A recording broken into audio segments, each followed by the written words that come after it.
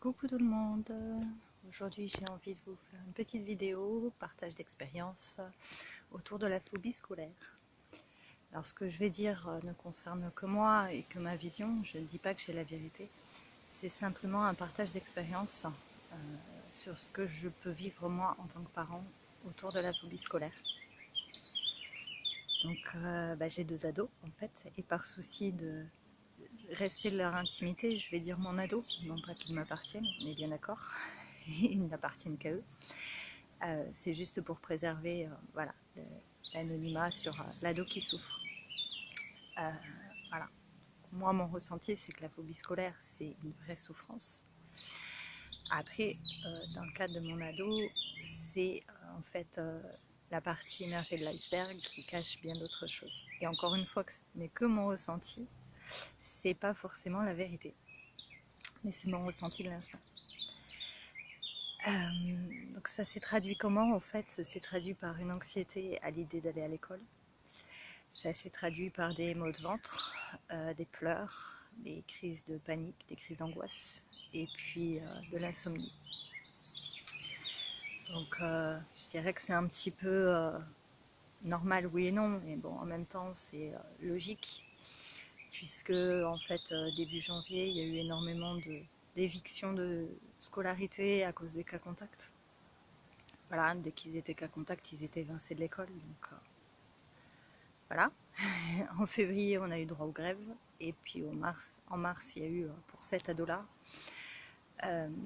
des soins dentaires qui ont fait que être à l'école, c'était compliqué, puisque il y avait des douleurs. Donc voilà, ça arrivait un petit peu crescendo. Et puis une panique à un moment donné, dire non, je ne peux plus aller en cours, je vais pas bien, des pleurs, j'ai besoin de voir quelqu'un, d'être aidée. Donc ça, évidemment, on l'a écouté, que ce soit son père ou moi. On l'a évincé de l'école suite au conseil de thérapeute. Donc c'est ce qui était à faire, hein, puisque c'était un ado qui... Alors je dis un ado, hein, j'ai garçon et fille, mais je vais dire un, pour qu'on ne sache pas lequel des deux est impacté. Donc j'ai revu cet ado sourire, et je ne le revoyais plus depuis longtemps, donc je me suis dit, c'est positif, on avance.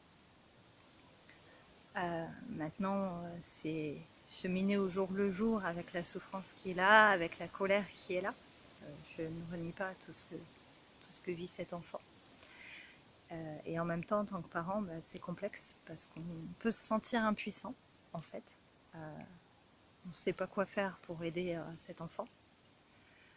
On n'a pas forcément les mots parce qu'en tant que parent, l'adolescence, c'est le moment où en fait on quitte les parents, on quitte l'identité d'enfant, on n'est pas encore un adulte, on veut se démarquer de l'identité et des croyances des parents. Donc c'est ça, hein, c'est un phénomène sain et naturel. Et en même temps, c'est plein d'interrogations, plein de doutes. À cela s'ajoute leur puberté, s'ajoute énormément de facteurs. Et puis on est bien d'accord que l'école, le collège, là en l'occurrence, sont loin d'être des endroits bienveillants pour nos enfants. Même si a priori chez nous c'est pas le collège, il n'y a pas eu d'agression, de harcèlement ou quoi que ce soit. Toutefois, voilà, c'est pas un endroit sécure, en tout cas où notre ado se sent en sécurité. Donc voilà, il était nécessaire de l'enlever de là. Donc je parlais de l'impuissance, effectivement, nous on a envie que notre enfant il aille bien. On a envie de le voir sourire, de le voir vivre. Et puis quand on a un ado qui ne bouge pas et qui s'enferme, c'est complexe pour nous. Complexe aussi parce qu'en tant que parents, ça peut nous ramener à notre propre adolescence. Hein. Alors là, c'est pareil, je ne parle que de moi. Encore qui est la part qui est adulte et heureusement, et qui reste adulte. Et en même temps, il y a cette part de moi qui se sent en écho des souffrances que j'ai pu avoir moi-même étant adolescente et qui du coup ressortent. Alors il faut faire la part des choses. Il faut savoir que c'est l'adolescent qui souffre et que nous, on a besoin d'être là en tant que parents, en tant que sécure et en tant que pilier pour que l'ado puisse aller mieux quelque part.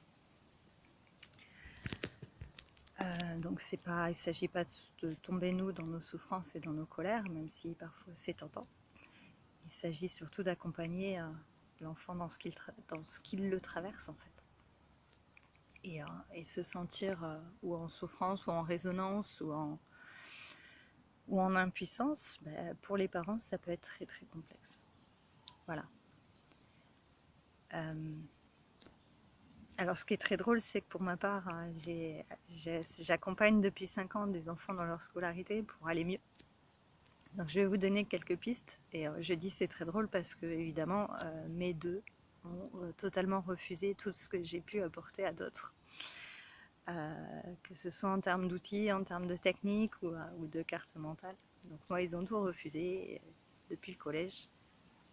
Et donc, j'ai beau proposer ces outils-là à mes ados, que ce soit l'un ou l'autre, c'est refusé. Oups. D'accord. Donc, le micro est tombé, mais c'est pas grave, il n'était pas branché. J'espère qu'on entendra bien. Comme ça, c'est sans micro, sans filtre, sans rien. Ce sera beaucoup mieux. Je m'en étais pas rendu compte en fait. Voilà. Donc oui, j'en étais sur les petites ressources, si je peux vous partager quelques astuces.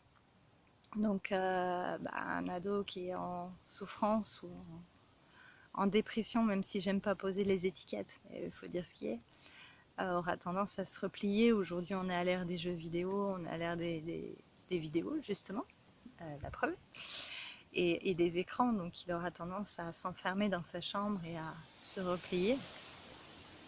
Ceci dit, pour avoir beaucoup de frères et sœurs et beaucoup plus âgés, a priori, c'était déjà le cas il y a 15 ans, le fait de s'enfermer dans sa chambre et dans le noir et de ne pas parler à personne.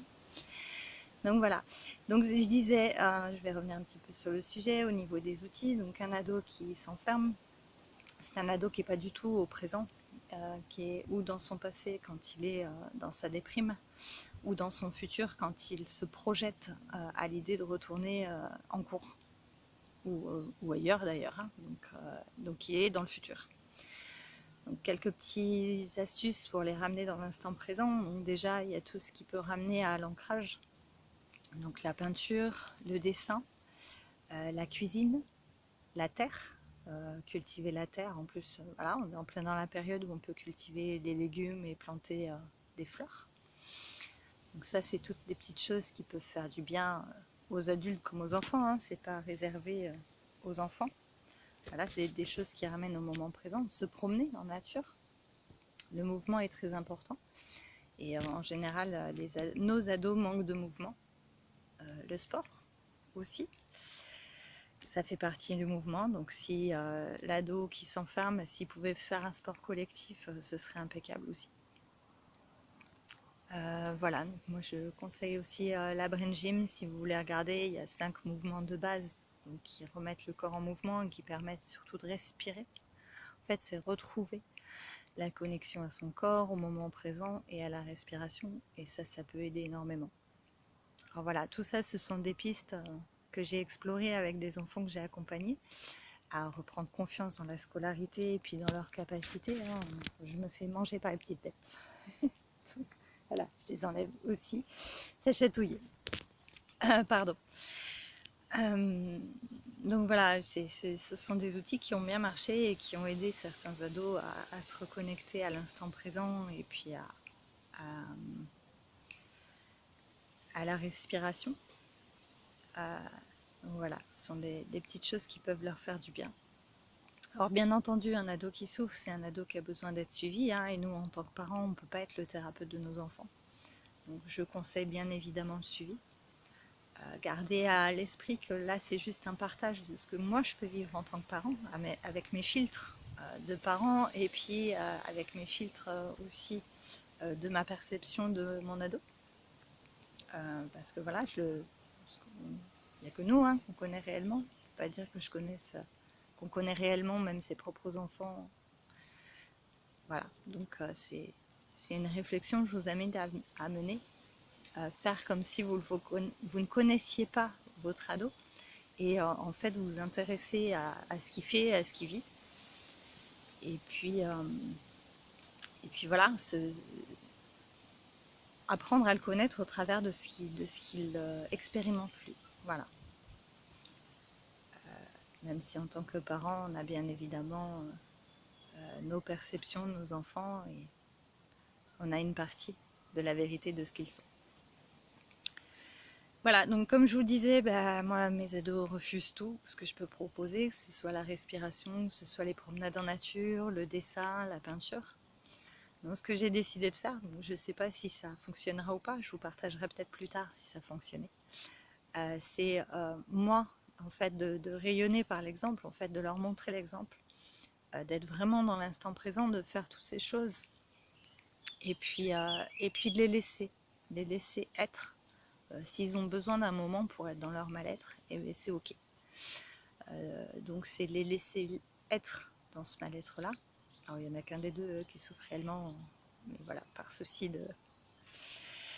d'intimité, on va dire, de ne pas dire lequel, je préfère dire ça, parler ainsi. Donc j'ai décidé, voilà, de le laisser être dans son mal-être, de le laisser vivre son expérience, de ne pas juger l'expérience qu'il vit. On a tous, même nous en tant qu'adultes, parfois eu des moments de haut et de bas, et dans les bas, parfois, comment on a réagi? Est-ce qu'on s'est ouvert? Est-ce qu'on a utilisé les petites techniques dont je parlais tout à l'heure pour se reconnecter? Ou est-ce qu'on s'est allongé dans le noir pour pleurer et pour passer le moment? Parce qu'il ne faut pas oublier aussi que nos ados reproduisent aussi ce qu'ils ont vu. Donc parfois ça peut être, tiens, oui je lâche parce que moi pendant un temps il m'a fallu être comme ça. Et puis c'est ok parce que c'est ce qu'il a fallu pour se relever. De toute façon, quand on est au fond du trou, on ne peut que se relever.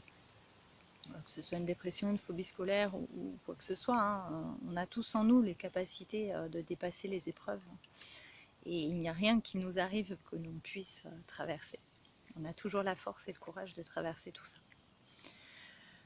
Donc voilà, j'ai décidé de montrer l'exemple quelque part, enfin en tout cas de rayonner moi le calme et d'utiliser les outils dont j'ai parlé.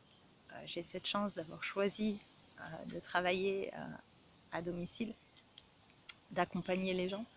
Donc j'ai du temps pour montrer, pour accompagner mes ados.